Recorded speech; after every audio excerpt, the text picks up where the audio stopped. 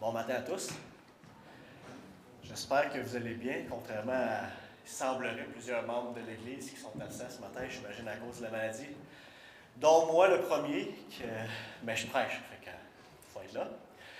Je vais faire dépendre en fait du Seigneur pour la prédication de ce matin, pour pouvoir parler, m'exprimer clairement, puis pas trop me moucher. Soyez patient envers votre serviteur.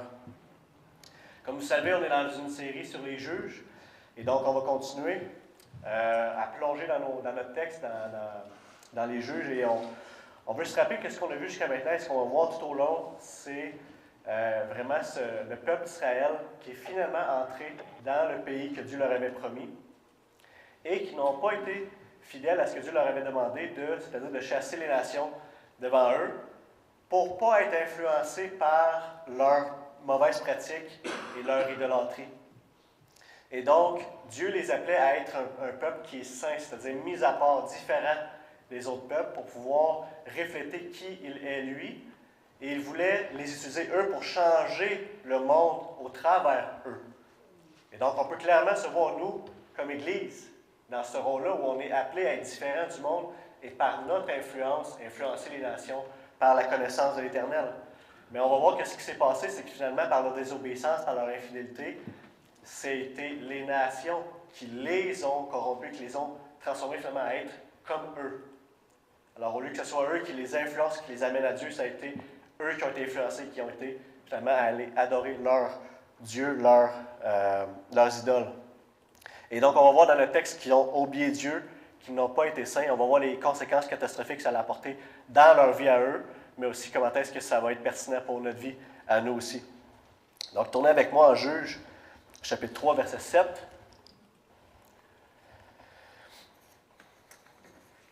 Et juste avant de plonger, on va prier ensemble, demander l'aide du Seigneur.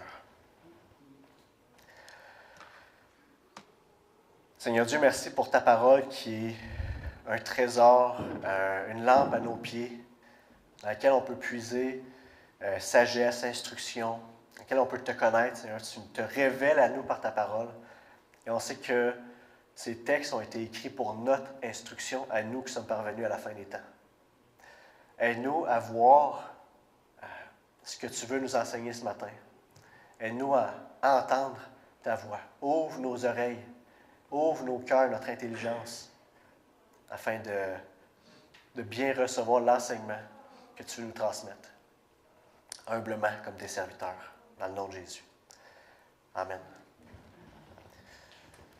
Donc, la structure est juste derrière. Ici, on va y aller avec 3 sections. Donc, il y a 3 juges, 3 sections. Ça va être très simple. On commence avec le premier, ça va être Othniel. Ah, merci. Je m'étais mis plein les poches. Donc, Othniel, on va voir que c'est un sauveur qui était presque parfait. Donc, les versets 7 à 11. Par la suite, on va voir Éhud, qui est un sauveur improbable, du verset 12 à 30. Et on va terminer avec un verset qui va nous présenter ce sauveur avec une arme improbable, Shamgar, au verset 31. Donc, commençons avec Othniel. Dans la première section, on va voir qu'il y a un cycle qui va commencer avec le peuple de Dieu et qui va se répéter de juge en juge et d'histoire en histoire au fur et à mesure qu'on va avancer. On va le voir se répéter avec Éhud aussi. Et donc, en 5 étapes. Le premier, c'est les Israélites font ce qui déplaît à l'Éternel. Et on va le voir au verset 7. Ensuite, il y a un jugement de Dieu qui vient sur eux. Ensuite, ils crient à Dieu. Ensuite, Dieu suscite un libérateur. Et ensuite, le pays est en paix pour un temps. Et là, le cycle recommence. Alors, c'est vraiment la structure des juges qui va revenir. Et vous allez voir, c'est très clair avec Othniel. C'est pratiquement verset par verset pour... je ne sais pas si vous voyez bien. Est-ce qu'on peut tamiser un peu les lumières pour mieux voir derrière? Vous allez voir, je les séparais en 5. Donc, 7, 8, premier verset 9, fin du verset 9 avec 10, puis verset 11, les 5 étapes qui vont revenir dans le cycle. Et donc, on va y aller point par point. Le premier point qu'on voit, c'est les Israélites firent ce qui déplaît à l'Éternel. Ils oublièrent l'Éternel et servirent les Baals et les idoles. Et remarquez ici que, quand c'est marqué « Ils oublièrent l'Éternel et servirent les Baals et les idoles », c'est l'explication de qu'est-ce que ça veut dire de faire ce qui déplaît à l'Éternel dans le contexte. Il ne dit pas, ils ont fait quelque chose qui déplaît à l'Éternel, puis en plus, ils l'ont oublié, puis ils ont servi les Baals. L'ont oublié, puis servi les Baals, c'est ce qui déplaît. On voit les deux petits points, là. C'est l'explication de faire ce qui déplaît à l'Éternel. Alors, quand ça va revenir en boucle dans le livre, ça va toujours revenir à cette définition-là, qui est oublier l'Éternel et servir les idoles. Et ici, il faut bien noter que oublier l'Éternel, ce n'est pas littéral. Ce n'est pas un oubli comme si, oh, je ne me rappelais plus de Dieu, je ne savais pas qu'il existait. Ça a plutôt une signification qui est spirituelle, c'est-à-dire qu'il ne vivait plus conformément à ce qu'il savait de lui. Que ce qu'ils savent de Dieu, ce qu'ils connaissent de Dieu, ce n'est plus une réalité dans leur vie. C'est des choses qu'ils savent, mais ce n'est plus une réalité, ils ne le vivent plus. On peut voir des exemples, par exemple, dans Psaume 25, verset 6, où Dieu va dire, où le peuple, en fait, le psalmiste s'adresse à Dieu, il dit, « Éternel, souviens-toi de ta compassion et de ta bonté, car elles sont éternelles. » Alors, il dit, « Souviens-toi de ta compassion et de ta bonté. » Ce n'est pas comme si Dieu avait oublié qu'il était rempli de compassion et qu'il était bon. Mais il demande à Dieu d'agir conformément à qui il est. On voit le même principe dans Isaïe 64, verset 8. « Ne t'irrite pas à l'excès éternel et ne te souviens pas indéfiniment de notre faute. Regarde donc, nous sommes tous ton peuple. » Alors, le peuple plaide avec Dieu en lui disant, « On est ton peuple. Ne te souviens pas indéfiniment de notre faute. » Alors, il est en train de le dire, « Oublie-la. Tiens-nous plus compte de ce qu'on a fait. » Alors, c'est le même principe ici, si on l'applique à notre passage, c'est pas qu'ils avaient complètement oublié une faculté intellectuelle, Dieu, mais qui, leur comportement, leur vie était plus conforme avec ce qu'ils connaissaient de Dieu. C'était rendu simplement une connaissance factuelle qui n'impactait plus leur vie. Et c'est souvent notre problème à nous aussi, c'est pas qu'on ne connaît pas des choses sur Dieu, mais c'est qu'on ne les vit pas. On sait, mais on ne goûte pas. On sait, mais on ne voit pas. On sait, mais on ne croit pas. Et c'est là souvent notre problème. On sait, mais on ne goûte pas. Rappelez-vous quand on était dans la série sur Pierre. Pierre nous exhortait, « Désirez le léper de la parole. Ainsi, grâce à lui, vous grandirez pour le salut, si du moins vous avez goûté que le Seigneur est bon. » Dans cet aspect-là, une expérience personnelle avec le Seigneur, de goûter qu'il est bon. Pas juste de savoir qu'il est bon, mais d'y avoir goûté. Si on s'abreuve quotidiennement auprès de la fontaine d'eau vive, comme le Seigneur se présente, si on a goûté comment cette eau est infiniment supérieure à tout ce que les crevasses, les citernes crevassées peuvent nous offrir, on n'aura pas envie d'aller vers eux. On ne pourra pas se contenter de si peu si on a connu une source bien supérieure. On peut prendre l'exemple des étoiles. Elles brillent, même le jour. C'est pas comme si la switch était off pendant le jour. Mais le soleil brille tellement que ça vient éclipser la luminosité des étoiles. Alors, de se laisser imbiber et émerveiller et d'aller à la source qui est Dieu va éclipser les autres sources qui peuvent vouloir venir dans nos vies. On sait, mais on ne voit pas. Voir Dieu, on parle ici de voir avec les yeux du cœur. C'est là qu'il faut que Dieu devienne réel. Sinon, ça reste théorique. Et c'est là que c'est le danger de l'oublier. Job, après avoir vécu ses épreuves, avoir plaidé avec Dieu, avec ses amis, il va dire, « Mon oreille avait entendu parler de toi, mais maintenant, mon œil t'a vu. » Là, c'est différent, là. Il a parlé avec Dieu, il a compris quelque chose de Dieu, il y a une expérience visuelle, sensorielle, spirituelle qui a eu lieu à ce moment-là. C'est là que ça l'a changé. À Isaïe 33, 17, on lit « Tes yeux verront le roi dans toute sa beauté. » Prenez-vous le temps, des fois, de vous arrêter pour réfléchir à ce que Dieu est beau. Pas beau en comparaison avec ce que nous, on comprend de la beauté. Il est infiniment beau, glorieusement beau. Et oui, ça pointe vers un jour qui est futur, où on va pouvoir vraiment clairement voir cette beauté-là, mais c'est présent aujourd'hui aussi, où on a accès à ça.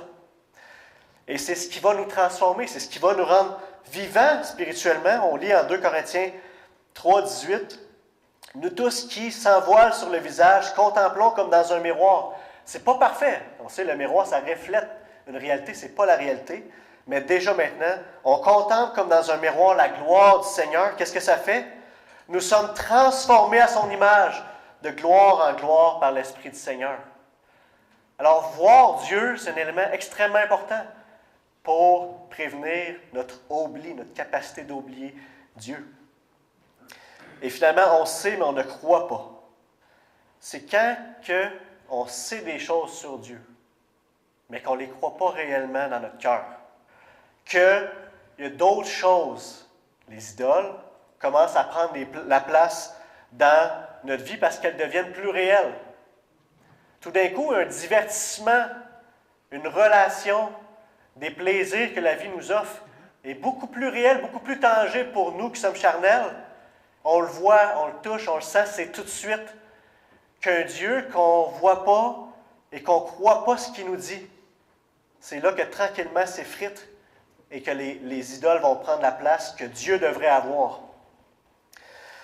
Et on devient tranquillement, dans notre vie, insensible aux réalités spirituelles. Insensible aux choses d'en haut, comme Paul nous parle en Colossiens 3. On devient indifférent aux choses les plus glorieuses qui soient. Quand on peut dire réellement, là, « Ah, Jésus est mort sur la croix pour moi, ouais, je le savais. » Ouch! Que le Dieu Tout-Puissant de gloire a quitté son ciel, alors qu'il était en parfaite union, parfaite harmonie, parfaite paix, parfait amour avec le Père dans le Saint-Esprit, pour venir s'incarner sur la terre. Et qu'on prend ça comme étant un fait qu'on connaît, une doctrine chrétienne. Il faut se garder. Quand notre connaissance ne nous affecte plus, quand elle n'affecte pas notre vie, elle ne vient pas nous chambouler, nous émerveiller, quand elle ne nous transforme pas. Quand elle ne nous transforme pas. C'est là le danger. Pourquoi le danger? C'est parce qu'il y a quelque chose dans notre cœur qui fait ça. Je vais en revenir. Je vais utiliser l'image que Timothy Keller, utilisait. Il dit, notre cœur est comme un seau d'eau qu'on met dehors au froid. En temps d'hiver, il fait froid dehors, imaginez comme un seau d'eau dehors.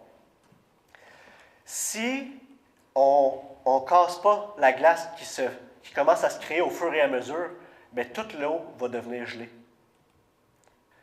Alors notre cœur est comme ce seau d'eau-là qui naturellement va commencer à geler si on le néglige et que si on ne vient pas casser la glace au-dessus, quotidiennement, régulièrement, eh bien, tout le seau va finalement se geler, on va devenir insensible. À cause, comme vous le savez, à cause du péché qui est dans notre cœur. Ce péché qui nous enveloppe si facilement, comme nous le présente en Hébreux 12, 1. Ce péché qui nous amène le danger mortel de ça, le péché, c'est qu'il vient nous aveugler. On a un ennemi parmi nous. Il n'est pas à l'extérieur, il est en nous, là. Et ce qu'il fait, c'est qu'il nous aveugle, il nous trompe, il nous apporte des éléments de nous convaincre autrement de ce que Dieu dit, de douter de Dieu. Et alors, si on veut vaincre ça, si on veut que ça soit différent, on doit, si on ne veut pas, si je reprends mon image, laisser tout ça geler, eh bien, on doit le réchauffer. On doit avoir une solution pour pas que le péché vienne nous aveugler et nous détourner de Dieu, nous amener à l'oublier. Mais cette solution-là, ça va de le voir tel qu'il est vraiment. C'est-à-dire mortel pour notre âme, mortel pour notre relation avec Dieu. On va devoir mettre en priorité de le vaincre et d'avoir une communion avec Dieu qui est quotidienne et qui est profonde. Et je veux mettre l'emphase ici parce que le danger pour nous, c'est de dire, souvent le problème, c'est qu'on va dire, c'est important de veiller sur notre cœur. C'est important d'entretenir notre relation avec Dieu. C'est important de s'approcher de lui quotidiennement et d'attiser, de réchauffer notre cœur par l'Évangile. Le point, c'est que ce n'est pas important. C'est vital. C'est essentiel. Si on ne fait pas ça, bien, le cycle inverse s'enclenche et on glisse, et on s'endurcit, et on oublie, et on devient indifférent. C'est la racine de tout péché, c'est quand Dieu n'a pas la place qui lui est due comme roi souverain sur notre cœur et sur notre vie. C'est là que les autres, c'est la racine, c'est là que tous les autres fruits, épines de péché vont pousser.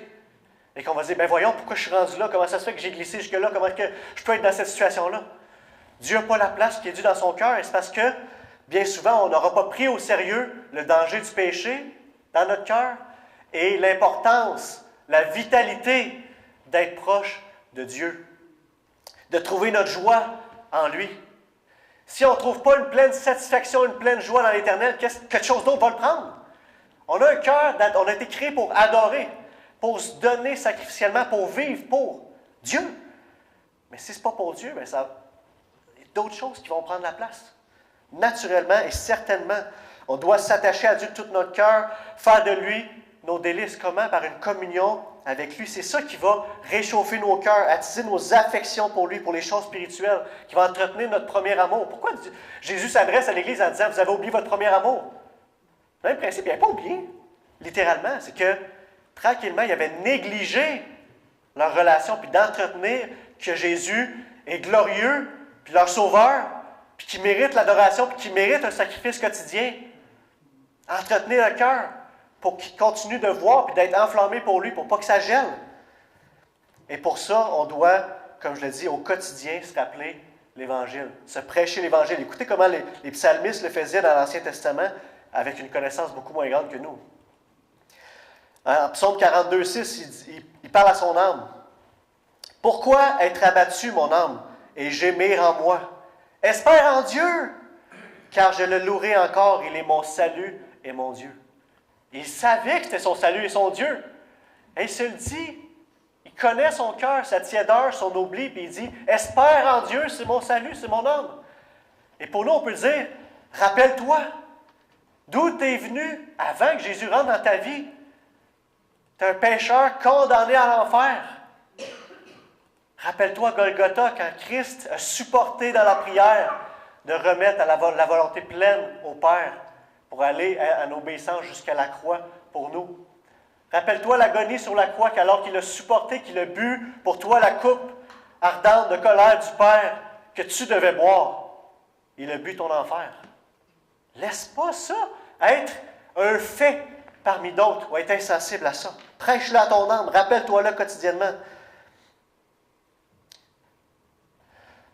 Je vous donne 3 moyens concrets de ne pas oublier. Et pour revenir à l'image de Keller, 3 moyens pour casser la petite glace sur le dessus. Et pensez pas que j'ai une recette nouvelle. Là. Hey, c'est fou ce que le gars a apporté à matin, je ne savais pas. Ça va être d'y croire et de le mettre en pratique. Premièrement, lire sa Bible.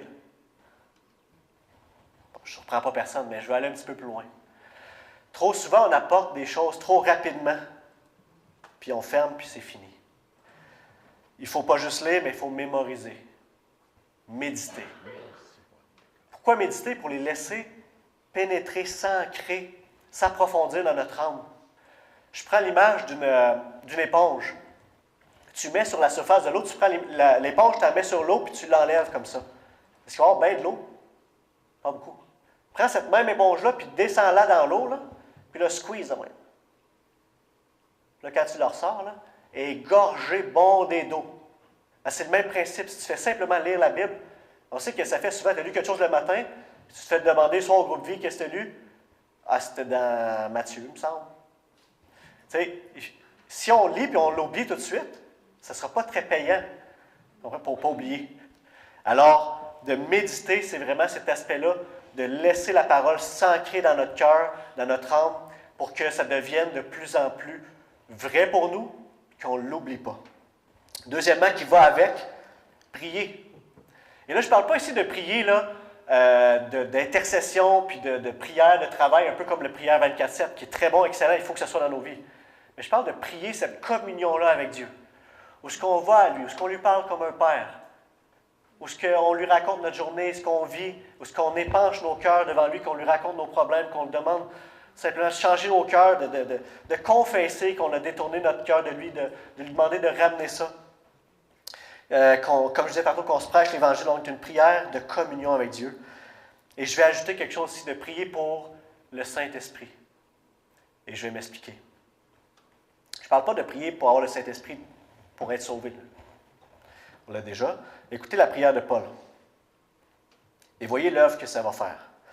En Éphésiens 1, versets 17 à 19, Paul va dire « Je prie que Dieu, le Dieu de notre Seigneur Jésus-Christ, le Père de gloire, vous donne un esprit de sagesse et de révélation qui vous le fasse connaître. » Ils connaissent déjà Dieu. Mais ça veut dire que c'est une connaissance qui est plus grande, plus claire, plus profonde de Dieu. Je prie qu'il illumine les yeux de votre cœur, cette vision-là, pour que vous sachiez quelle est l'espérance qui s'attache à son appel. Ils savent. C'est pas qu'ils ne savent pas, c'est qu'ils c'est pas assez clair, c'est pas assez vrai, ils ne croient pas assez. Mais pour que l'Esprit vienne travailler dans leur cœur, pour que ça devienne une réalité. Quelle est la richesse de son glorieux héritage au milieu des saints? Quelle est l'infinie grandeur de sa puissance qui se manifeste avec efficacité par le pouvoir de sa force envers nous qui croyons? Ce n'est pas des choses qui se font naturellement. Paul, il aurait pu prier n'importe quoi dans cette section-là. C'est ça qu'il prie pour eux. On doit prier pour ces choses-là. Sinon, ils deviennent comme, oh oui, je sais qu'il y a un héritage céleste à la fin. Il y a un héritage céleste à la fin. Réalisez-vous ça? C'est incroyable. Parce on chemine avec ça comme si c'était des faits banals.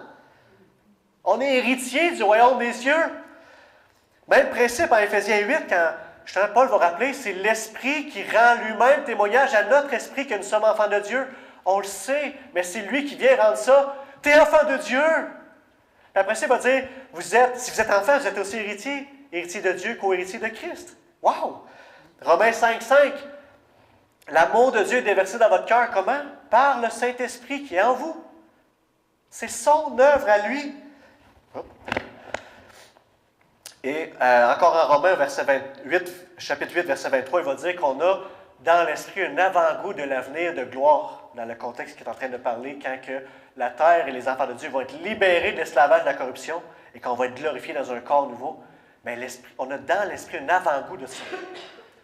Et si vous dites, oui, je sais qu'on l'a, mais je ne le sens pas, bien c'est ça, le point. On a un héritage en Christ. Toutes les choses spirituelles sont en Jésus acquises pour nous. Mais ça ne nous donne pas une passivité. Au contraire, ça nous encourage à dire, tu l'as, va le chercher. Tu ne le sens pas assez, tu ne le crois pas assez. Demande. Demandez, vous recevez. Même principe dans le 11.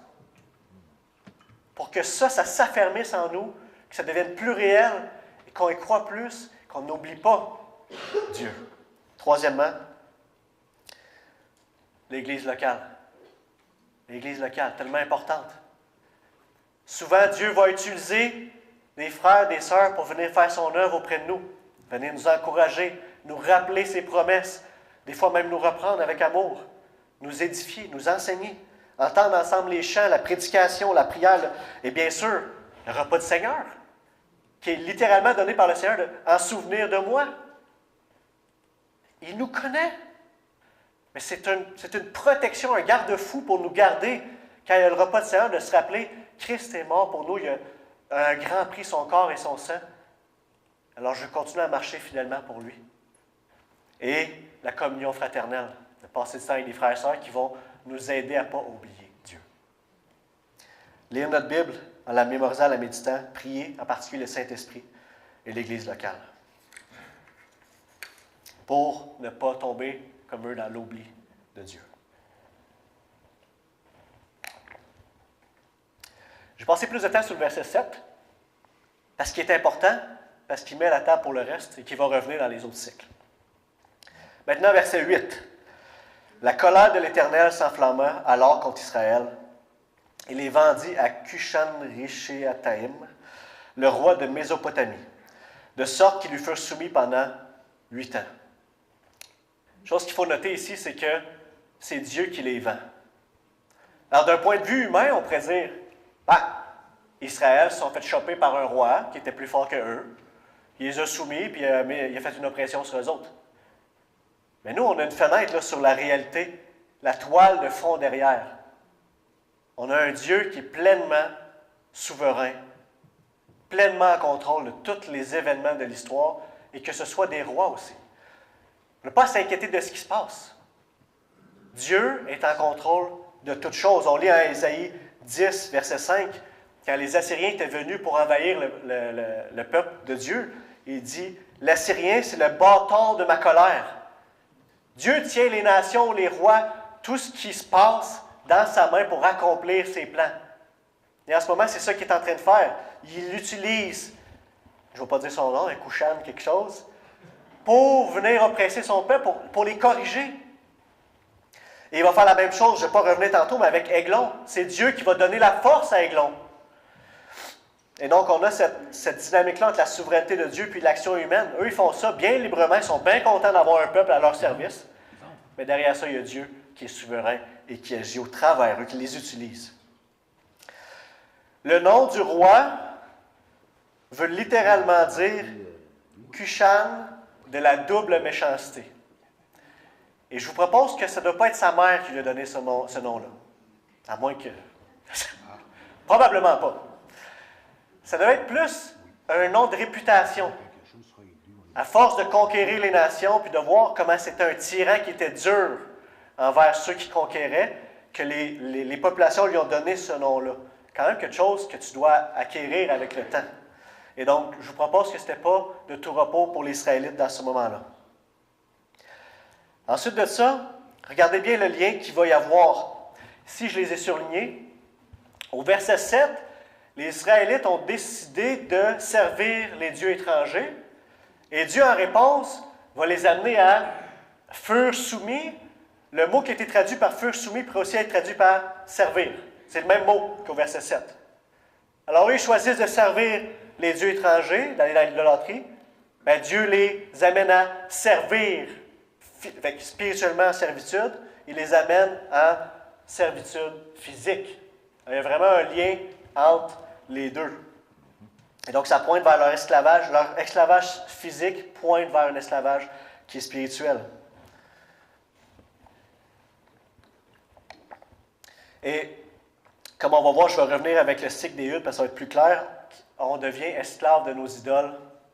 Et bien souvent, on est tellement endormi, engourdi, ou, comme je disais tantôt, le péché nous amène à ne plus voir, à être dans une folie. Le péché, c'est une folie claire.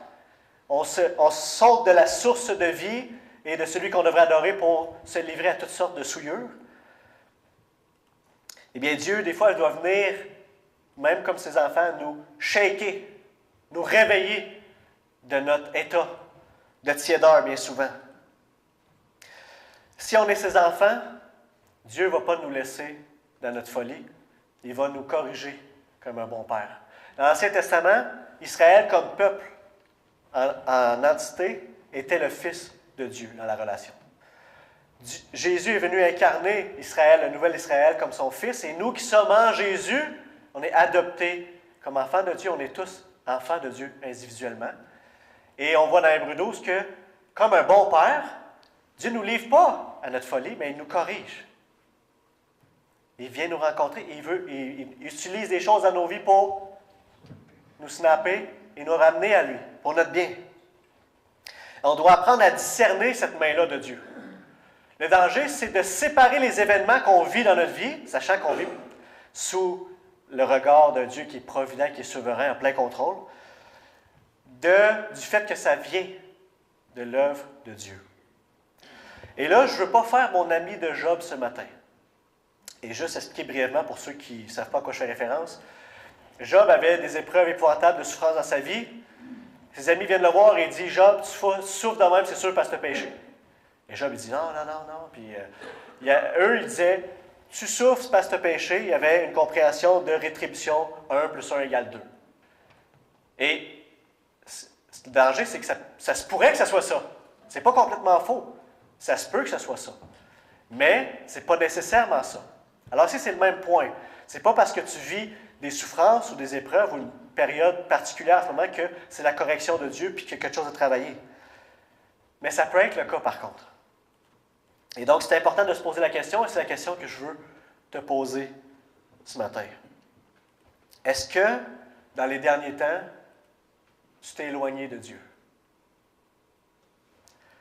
Est-ce que tu as commencé subtilement à négliger ta relation avec lui? À passer ton meilleur temps? À passer ce que tu aurais dû passer avec Dieu ailleurs? Est-ce que tu as commencé à prendre son amour pour acquis et à glisser? Eh bien, si c'est le cas, c'est fort probable que tu puisses remarquer la main de Dieu dans ta vie en ce moment pour te ramener. Alors, je te pose aussi cette question. Qu'est-ce que tu vis en ce moment qui pourrait t'amener à maudire Dieu? Parce que des fois, les situations qu'on vit peuvent nous amener à vouloir lever le poing à Dieu, à se rebeller contre lui. C'est des choses qui t'amènent à douter de lui, de sa bonté, de son amour, de sa bienveillance. Est-ce que tu dis, ça ne se peut pas que Dieu veuille mon bien dans cette situation-là? Est-ce que tu es tenté d'abandonner, de tirer la serviette sur Dieu? Est-ce que tu es même tenté de pécher contre Dieu?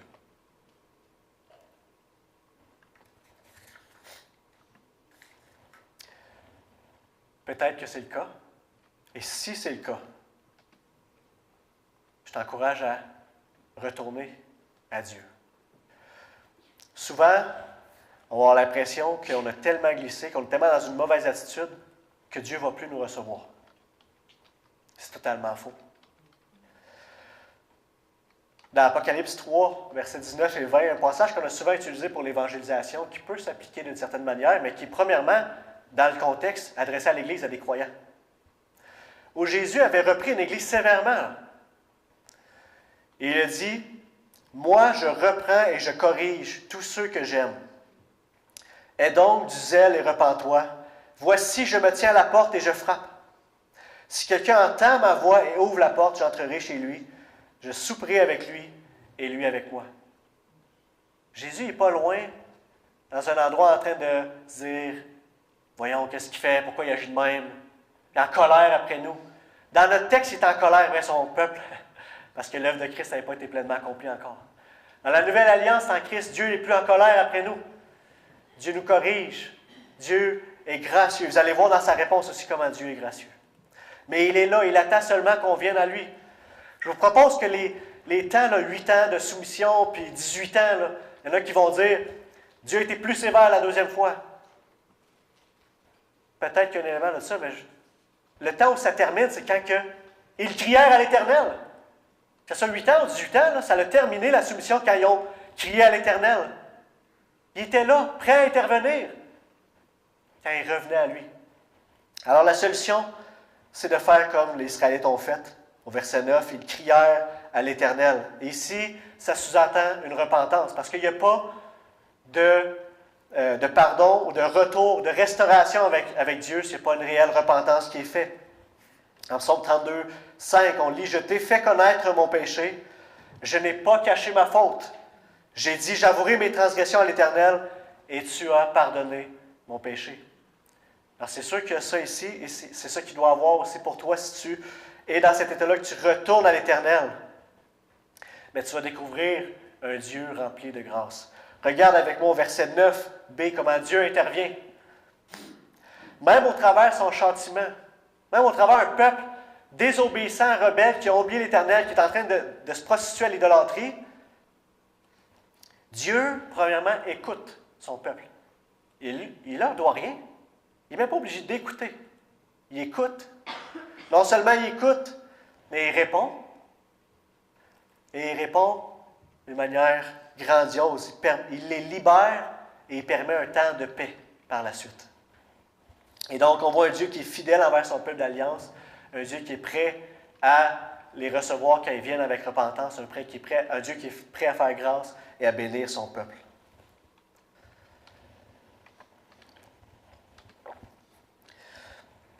Et ici, on voit là, que Dieu avait fait reposer son esprit sur Othniel, on se rappelle Othniel, qui était le neveu de Caleb, et donc qui avait relevé le défi d'aller prendre le territoire qui était plus difficile à saisir pour avoir la fille de Caleb.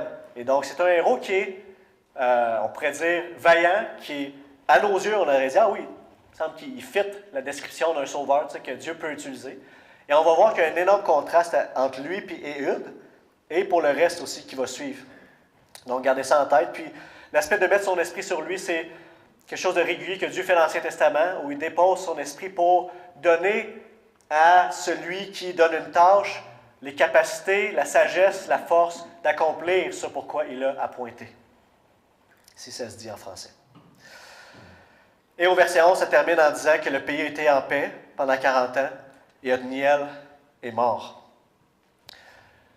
Puisqu'on a vu une corrélation entre l'oppression physique et l'oppression spirituelle, les 40 ans de paix à la fin semblent pointer vers que le peuple était retourné à une adoration, un culte de l'Éternel qui était adéquat pour Dieu. Et donc, il y avait un renouveau spirituel.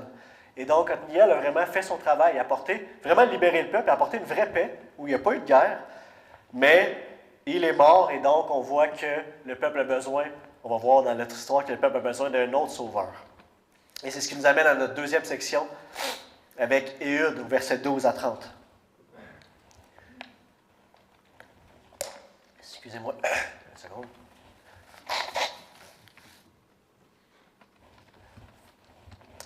Donc, commencer avec les versets 12 à 14. Et remarquez ici que le cycle recommence. Dans ces trois versets-là, on va voir le point 1 et 2, donc que les Israélites font ce qui déplaît à l'Éternel et que l'Éternel les livre, donc dans son jugement. Verset 12. Les Israélites firent encore ce qui déplaît à l'Éternel, et l'Éternel donna de la force à Églon, le roi de Moab, contre Israël. Cela arriva parce qu'ils avaient fait ce qui déplaît à l'Éternel. Églon rallia les Ammonites et les Amalécites et se mit en marche. Il battit Israël et s'emparèrent de la ville des palmiers, qui est Jéricho. On voit ça en Deutéronome, là, que cette ville-là, c'est Jéricho. Les Israélites furent pendant 18 ans soumis à Églon, le roi de Moab. Alors ici, on a encore, comme je disais, le premier point du cycle. Les Israélites firent ce qui déplaît à l'Éternel. On se rappelle, ce n'est pas défini ici parce qu'il a déjà défini avec Othniel, c'est qu'ils ont oublié l'Éternel et ont commencé à servir les Baals et les Astartés, qui est traduit par idole, qui est donc les idoles du peuple canaan. Et dans l'histoire d'Églon, ici, je voudrais qu'on se penche sur notre lutte interne avec le péché. Si, comme je vous dis, si on voit ici une oppression spirituelle, une oppression physique qui manifeste une oppression spirituelle, alors on peut tirer des points, des éléments importants de quelle manière, quand nous, on est livré à nos idoles, comment ça se manifeste, cette dynamique-là. Et qu'on va tirer des perles de ce texte-là pendant l'histoire de Éhud. Et ici, juste en partant, on aurait pu penser que la gratitude du peuple de s'être fait sauver dans le passé aurait pu être suffisant pour continuer à l'adorer jusqu'à la fin de leur jour. Mais non, on voit qu'au contraire, 40 ans après, leur sauveur est mort, leur libérateur est mort, et ils retournent dans ce qu'ils avaient fait par le passé. Donc, on ne peut pas carburer sur des choses du passé. Ça doit vraiment être un retour constant à l'Éternel pour entretenir, pour ne pas chuter, parce qu'on a la même dureté de cœur. Tu sais, l'auteur prend la peine de dire « Ils firent encore ». Puis là, à chaque fois qu'ils vont recommencer, « Ils firent encore ». Puis là, il va dire « Cela arriva parce qu'il ». Il met l'accent sur ça. Donc, la même tendance naturelle de nos cœurs à nous. Rapidement commenter sur c'est qui ces personnages-là. Églon, c'est le roi de Moab. Moab, c'était, ainsi que les Ammonites, c'est les descendants de Lot, qu'on a vu là, qui était le neveu d'Abraham dans la Genèse. Et les Amalécites sont les descendants d'Ésaü, qui est le frère de Jacob. Et donc ici, on voit vraiment un aspect de la famille. Lot, qui était le neveu d'Abraham, puis Ésaü, le frère de Jacob, et maintenant sont en guerre avec Israël.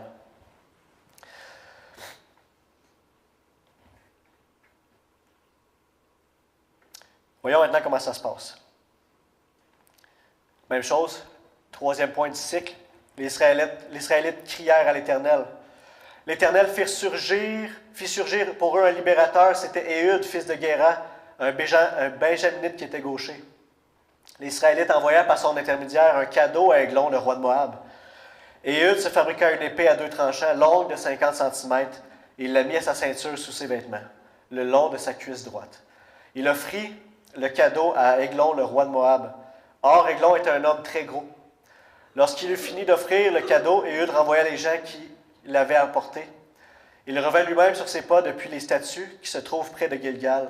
Et il dit, « Roi, j'ai un message secret à te dire. » Le roi réclama du calme et tous ceux qui étaient à ses côtés sortirent. Éhud s'approcha de lui alors qu'il était assis, seul dans sa chambre d'été, et il dit, « J'ai un message de Dieu pour toi. » Églon se leva de son siège, et alors Éhud avança la main gauche, tira l'épée de son côté droit et lui enfonça dans le ventre. La poignée elle-même pénétra après la lame, et la graisse se referma autour de la lame. En effet, il ne retirait pas l'épée du ventre d'Églon. Puis il sortit par derrière. J'ai une petite note à la fin, je vais y revenir tantôt. Et donc ici, encore une fois, il crie à l'Éternel. C'est quand il se détourne puis qu'il revient à Dieu que Dieu intervient, que Dieu envoie un libérateur. Et cette fois-ci, ce n'est pas un libérateur qu'on aurait pu s'attendre. On est vraiment dans un libérateur qui est improbable, qui, à nos yeux, on n'aurait pas choisi. Donc, on voit qu'il était gaucher, et à cette époque-là, vraiment, quand tu étais droitier, tout ce qui était de la droite, ça signifiait, ça symbolisait la force, la puissance, la compétence. Et souvent, on voit dans la Bible, les psalmistes ou ailleurs, en train de prier à Dieu, « Sauve-nous de ta main droite, que ton bras droit puissant nous protège. » Alors, c'est cet aspect-là de la droite symbolise la force, et ici, c'est mentionné explicitement que c'est un gaucher. Et ce n'est pas que c'est un gaucher parce qu'il a sa main droite et il est meilleur que sa main gauche. Le texte pointe vraiment dans la traduction littérale que sa main droite était handicapée. Elle était empêchée d'être utilisée. Et donc, donc pas un sauveur probable capable de combattre et de libérer le peuple dans un contexte d'oppression physique et de guerre. Non seulement ça, mais il y a un aspect aussi d'ironie où c'était un Benjaminite. Dans tous les détails, je vous le dis, je vais tous les nommer, sont très importants. C'était un Benjaminite. Benjamin, ça veut dire, la signification, c'est « fils de ma main droite ». C'est pas un hasard qui a pris ça. Fils de ma main droite, et plus littéralement, ça serait un homme dans la main droite. Alors Dieu ici est en train de montrer, non seulement je ne prendrai pas un sauveur qui frappe au regard, mais en plus, je suis en train de montrer que Éhud ne va pas vous sauver. C'est moi qui vous sauve. Éhud est dans ma main droite. Lui, il est handicapé de sa main droite, il va devoir prendre sa main gauche. Moi, je le prends dans ma main droite puis je l'utilise pour faire mes dessins. Il a l'air de rien, mais regardez-les bien quand c'est moi qui l'utilise. Et ça va être intéressant parce que non seulement c'est des détails qui nous aident à comprendre comment Dieu agit, mais en plus, il va les utiliser littéralement pour sauver son peuple. On voit Éhud qui s'en va dans la cour royale d'un homme qui sont ennemis, et à moins que les gardes aient vraiment mal fouillé, bien, ils ne l'ont pas fouillé. Puis en plus, on va voir plus tard qu'il laisse les gardes sortir pour le laisser seul avec lui. Ça, c'est parce que Églon, puis les gardes, là, ils se disaient, lui, il n'est pas menaçant, pas pour une scène. C'est comme un enfant là, avec un petit fusil à l'eau, là. Regarde, il est en jouer. Là. Il n'y avait pas aucune crainte. Là. Les gardes ne le fouillent pas, puis ils le laissent être seul avec le roi. Parce qu'il était handicapé de la main droite et donc incapable de se battre ou de faire de mal. Il n'était pas menaçant.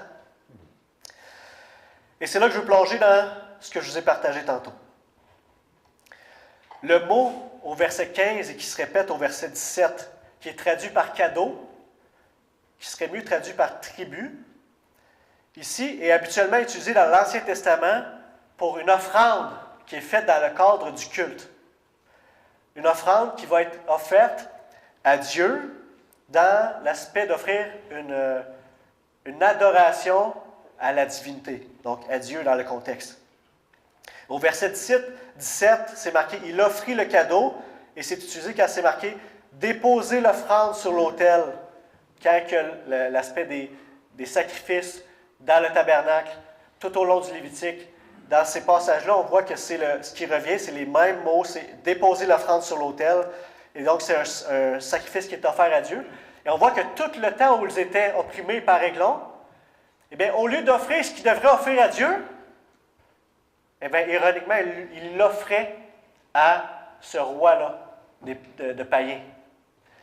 Et donc, c'est le même principe avec nous. Quand on a une idole, c'est-à-dire qui prend la place de Dieu, eh bien là, on commence à lui offrir le meilleur de notre cœur. Quand on ne l'a pas, notre cœur devient inquiet, devient chamboulé. On lui offre le meilleur de notre temps. On est prêt à sacrifier tout, notre argent, nos relations. Des fois, ça peut être le succès. Ça peut être notre apparence, ça peut être ce que les autres pensent de nous. C'est une grosse idole de notre époque, ça a toujours été, j'imagine, mais en ce moment, la crainte des autres, qu'est-ce qu'on est prêt à faire pour qu'ils nous voient bien? Et donc, ce n'est pas des choses qui sont mal en soi, mais s'ils prennent la place de Dieu, nos affections, alors les choses qu'on devrait apporter en sacrifice à Dieu, eh bien, on les offre à nos idoles. Et contrairement à Dieu qui nous satisfait constamment, eux ne rendent jamais. C'est constamment donne, comme Églon. Pourquoi il marque Églon, il est gros? Pas besoin de savoir si ce n'est pas important. Il est gros. Il s'est engraissé sur leur sacrifice, probablement agricole. Et donc, cette idole est en train de se nourrir et de prendre de plus en plus de place, d'être de plus en plus imposant.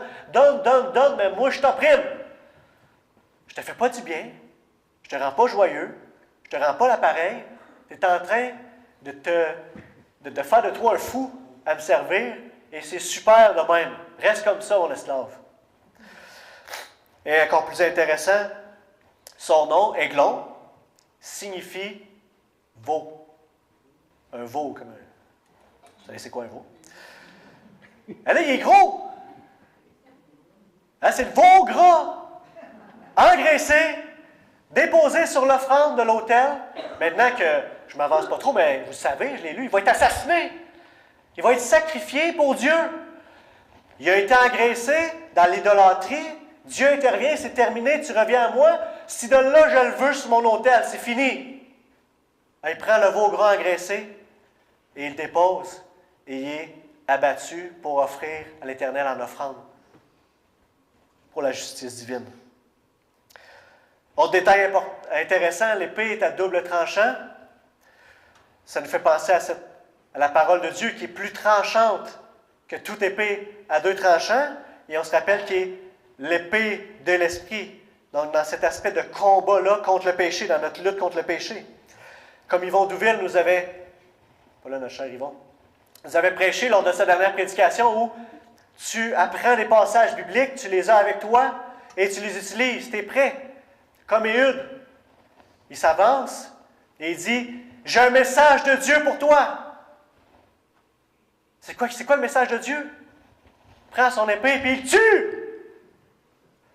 C'est ça le message de Dieu. On a notre épée avec nous et on le met à mort, l'idole, à la racine.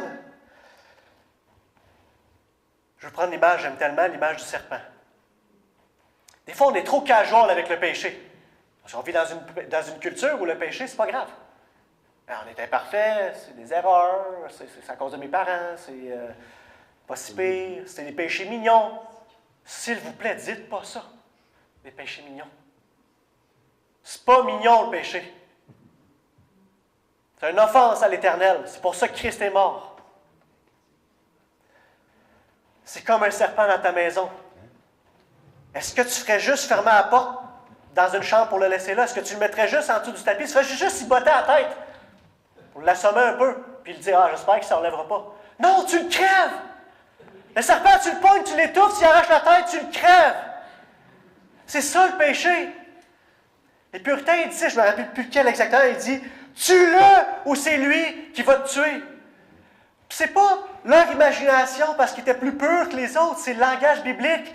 En Colossiens 3,5, Paul il dit « Faites mourir en vous ce qui est terrestre, c'est-à-dire notre nature propre, le péché. » Paul va dire en Romains 8,13 « Si vous vivez en vous conformant à votre nature propre, vous allez mourir. Mais si par l'Esprit vous faites mourir les manières d'agir du corps, vous vivrez. » C'est une question de vie ou de mort, de vie ou de mort. Puis je vous assure que si Éhud, il manquait sa shot, là, il crevait. C'est sûr.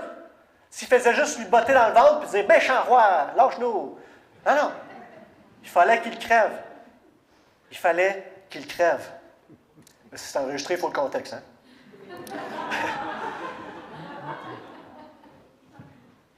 J'ai un message de Dieu pour toi. Meurs. J'ai un message de Dieu pour toi. Meurs. C'est pas moi qui vais le tuer. Il a utilisé son épée. La parole de Dieu. À la fin, j'ai pris une petite note qui est intéressante. Il en sortit, dans la version Martin, c'est écrit « Il en sortit de la fiente ». Ça serait étrange en réalité qu'ils disent « Puis il sortit par derrière », puis par la suite, dans le verset 23, on voit « Et donc Éhud sortit par le portique ». C'est plutôt l'objet ici là, de sortir, c'est plutôt l'épée. Elle ressortit par le derrière. Et donc, il y a eu, dans la traduction littérale, de la fiente qui en est sortie. Oui, c'est dégueulasse. Puis c'est ça le point. Quand on est pris dans nos péchés, quand on les serre, quand on les laisse nous dominer, eh bien, c'est dégueulasse. C'est dégueulasse devant Dieu. C'est dégueulasse pour nous. C'est dégueulasse pour l'Église. C'est souvent dégueulasse pour ceux qui nous regardent et qui vivent autour de nous, comment on peut les blesser, les nuire. Et ça va expliquer le prochain passage. Je ne vais pas tout le lire, je vais le résumer. Éhud, finalement, il sort, il barre les portes, il s'en va. Remarquez la providence de Dieu. Là. C'est un scénario d'Hollywood, là. Le gars, il tue le roi, pas de bruit. Il a sûrement affaissé sur sa chaise de même. Il sort, les gardes ne l'arrêtent pas. Ils vont voir, c'est barré. Ah, il doit faire caca, il doit être à la toilette. Mais ça pue là-dedans. Il doit être à la toilette. On va le laisser. Il est gros, sûrement, ça va prendre une couple de minutes avant de sortir ça. Et Éhud, il a le temps de s'en aller. Non, mais c'est ça le texte, là. Éhud, il a le temps de s'en aller. Il cale son armée. Le roi est mort. Là, la victoire est assurée. Hein? On tue à la racine. Le problème, ça, ce n'est pas les péchés dans la vie. C'est la racine, c'est l'idole qui produit ces fruits-là. Ils sont livrés, ils coupent à partir du Jourdain pour pas qu'ils puissent communiquer avec ses alliés de l'autre côté du Jourdain. Et par la délivrance de l'Éternel, il y a 10 000 qui sont éliminés ce jour-là. Même s'ils sont robustes, même s'ils sont vaillants, quand c'est l'intervention de Dieu contre eux, il n'y a rien qu'ils peuvent faire, il n'y a aucun rescapé. Et ensuite vient notre dernier personnage intriguant, un verset. Après Éhud, qui était dans le même temps qu'Éhud, parce qu'au verset 4, au chapitre 4 aussi, on va voir « Et puis Éhud mourut ». C'est juste une parenthèse où, probablement pendant les 80 années de paix, il y a eu une petite invasion, tentative d'invasion par les Philistins, puis Dieu a suscité Shamgar pour les éliminer. Ça ressemblait à ça. Il y eut Shamgar, fils d'Anath, et il battit 600 Philistins avec un aiguillon à bœuf. Lui aussi fut un libérateur d'Israël. Et le point ici, je n'ai pas le temps de détailler tous les détails, mais le point, sur quoi qui est l'accent? C'est sur son arme. C'est quoi cette arme-là? Pourquoi un aiguillon en bœuf? Et pourquoi il dit? Il a pu dire, il a tué 600 personnes. Un aiguillon en bœuf, rapidement, c'est un objet d'à peu près 2 mètres, là, un bâton qui ressemble à peu près à une lance, si on peut le comparer à un outil de guerrier, qui est pointu au bout pour dresser puis diriger les bœufs dans la job agricole. Donc, c'est ce qu'il utilise. On a nos 3 sauveurs. Othniel, un sauveur presque parfait. On a Éhud, qui est un sauveur improbable. Et on a Shamgar, qui est un sauveur avec une arme improbable. Eh bien, ces 3 petits libérateurs imparfaits nous pointent vers le libérateur parfait. Il est, contrairement à Éhud, à Othniel, pas presque parfait, mais parfait. Il est ce sauveur improbable et il a utilisé une arme improbable. Parfait, il est l'agneau de Dieu, sans défaut, sans péché, pour nous sauver. Il est improbable parce qu'il n'avait ni beauté, comme Isaïe nous le dit, ni beauté, ni splendeur propre à attirer nos regards. Son aspect n'avait rien pour nous plaire. Il est venu dans une crèche, un serviteur humble. Il n'avait ni endroit pour reposer sa tête. Et son âme improbable, c'était la croix. Arme de châtiment des Romains, outil de mépris pour le monde, mais sagesse et gloire et salut pour nous qui avons placé notre foi dans ce libérateur parfait, qui nous apporte non seulement une libération parfaite, mais une paix parfaite, parce que lui, contrairement à eux, ne meurt jamais. Et donc, il peut assurer cette libération et cette paix dans le royaume de Dieu qui vient pour nous.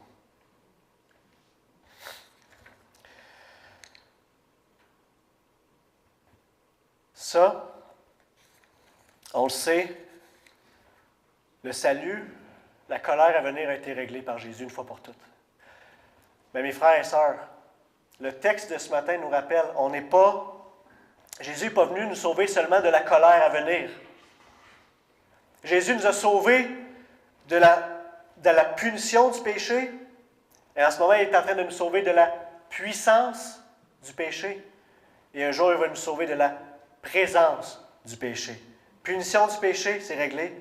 Puissance du péché, actuellement, présentement, et la présence du péché à venir. Et donc, il nous sauve encore aujourd'hui. On n'a pas besoin de son... Il ne fait pas juste nous donner un coup de main, nous aider un petit peu. Il nous sauve littéralement de nous-mêmes. Je ne sais pas si vous le savez, mais il y a un ennemi en dedans de nous, le péché. Il y a le monde à l'extérieur. Il y a le malin qui veut nous tenter. Toutes ces choses-là pour nous amener à oublier l'Éternel et à servir les idoles. Mais Jésus vit en nous pour nous rendre conformes à lui, en crucifiant notre chair de l'intérieur par l'œuvre de l'Esprit. Mais pour ça, on doit demeurer en lui et lui en nous. Parce que sans lui, on ne peut rien faire. Comme le peuple ne fait pas se sauver eux-mêmes, j'espère que vous l'avez remarqué, mais nous non plus. On a besoin de lui. On doit crier à Dieu. Pas seulement demander à Dieu, mais crier à Dieu. Il faut réaliser notre besoin. On doit aller au trône de la grâce pour être secouru au moment opportun. Il est notre grand prêtre. Il a été tenté en tout point comme nous. Il comprend, il connaît notre situation et il peut nous sauver parfaitement parce qu'il est assis à la droite de la majesté du Père. Il intercède pour nous et il est présent. Il vit encore. Allons à lui, à notre Sauveur parfait. Prions ensemble.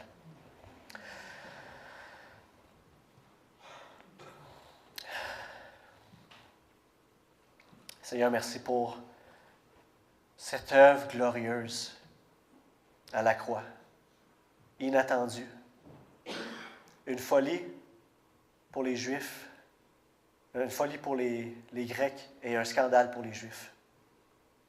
Seigneur, tu chamboules les idées des humains et tu donnes à ceux qui sont humbles, pauvres en esprit,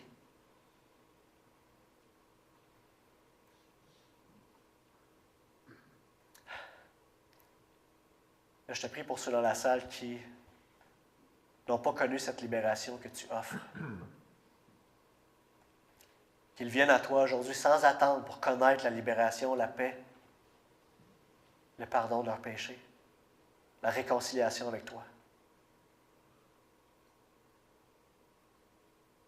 Merci pour ta grâce. Merci pour ta main tendue.